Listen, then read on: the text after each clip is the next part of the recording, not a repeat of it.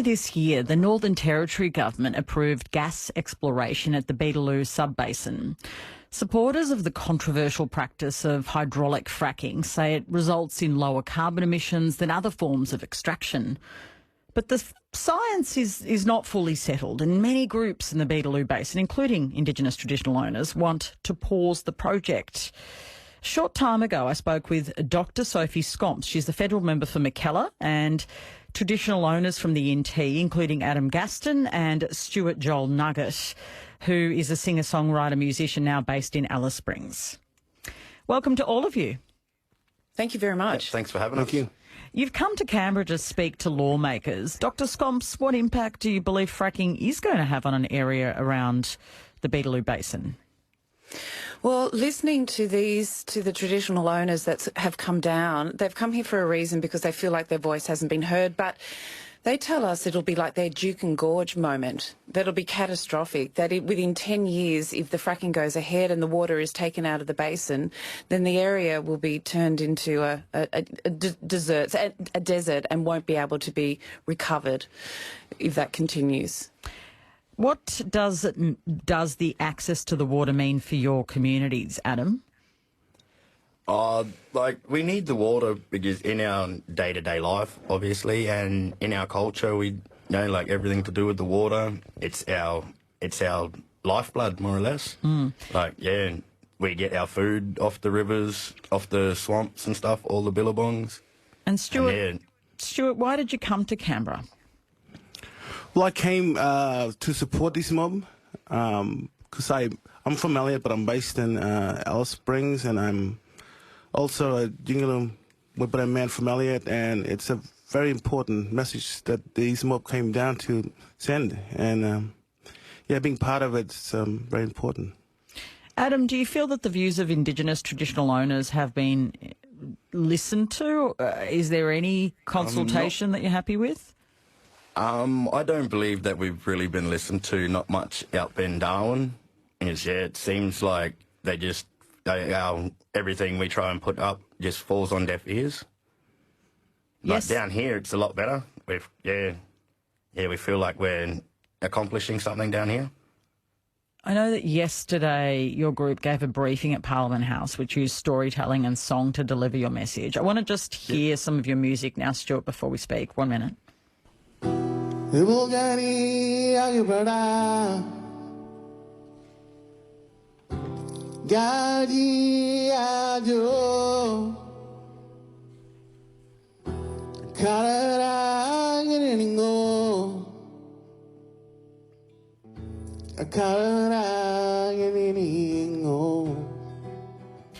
That's Stuart Nuggett with When the Water Goes Down. Stuart, why was it important to use song and storytelling to try and communicate your message?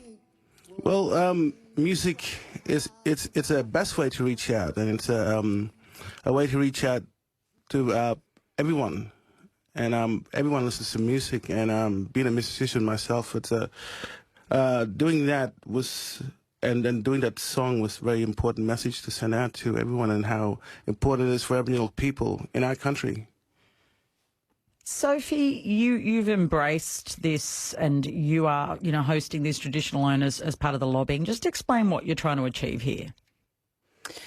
Well, a month or so ago, there was a whole delegation of medical professionals that came from the Northern Territory who have grave concerns about the impact of fracking on the health of the people in the Northern Territory. So I was lucky enough to meet with Dr. Samantha Whelan there and some of the traditional owners. But the message was that the traditional owners just feel that their voices are not being heard. So I was very happy to host them in Parliament House, particularly when we're having this conversation about how important it is that we listen to our Indigenous First Nations people.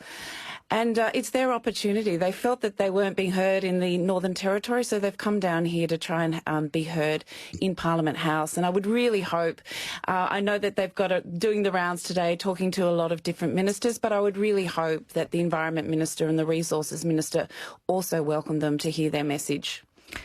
The NT Chief Minister, Natasha Files, says this is important for the economy, and she is satisfied that it's safe based on all of the processes they've gone through. Dr. Sophie Scomps, What evidence do you have that it isn't, given they've given it the green light on this basis?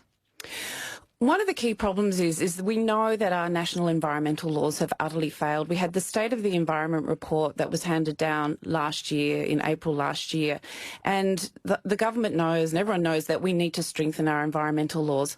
Unfortunately, that hasn't been done. The government is continually kicking that can down the road further and further and delaying.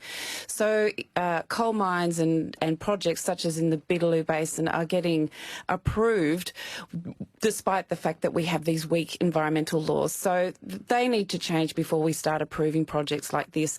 The other thing is that it's just been recently announced that over 260 billion litres of more water will be taken out of this Beetaloo Basin area. And that's on top of already a whole lot of water being taken out. So over the past few years, I've been hearing from the traditional owners that the water levels in the river has been progressively going down, so much so that now when there is a rain event, that there's no flooding on the plains. And so that is deeply affecting the landscape. And I think if you're going to take that huge amount of water out of the river system, the traditional owners, the people that live there, they should have their voices heard on this. So, Adam, you're about to meet different Labor MPs, I understand, this morning. What action are you going to ask them to take? We're going to try and ask them to put in a water trigger and recognise our culture and, take that down for us. Because, if they keep taking the water from where I am, we've been around for 65,000 years, and I could see if they keep taking the water or let the fracking through, I'd give my country another 10 years to survive, and then that's 65,000 years down the drain. Stuart, what are you going to tell them? Oh, exactly how Adam just told. It's very important for us as owners of the country, and it's very important for Aboriginal culture for us, because if we stand for this now and talk up for it, 10 years down the track, it won't be there anymore for us. And if we lose that, then we lose everything that we fighting for. And it's very important for us. Yes, Sophie? I was going to say as well, it's not just the water, it's also the toxic chemicals that are used in the fracking process. And there was recently that expose where whistleblowers revealed that toxic chemicals had been just sprayed onto the landscape, and that was one of the concerns that many of the health professionals has is how is the fracking in the Northern Territory going to affect the health of future generations as well, and the health of this landscape. So that's a major issue as well. Thank you to all of you. It's been a real pleasure to have you on the show. Thank you so much. Thanks for having us. Dr. Sophie Scomps is the federal member for Mackellar. Adam Gaston and Stuart Joel Nuggett are campaigning to stop fracking around the Beetaloo Basin, and you're listening to RM Breakfast.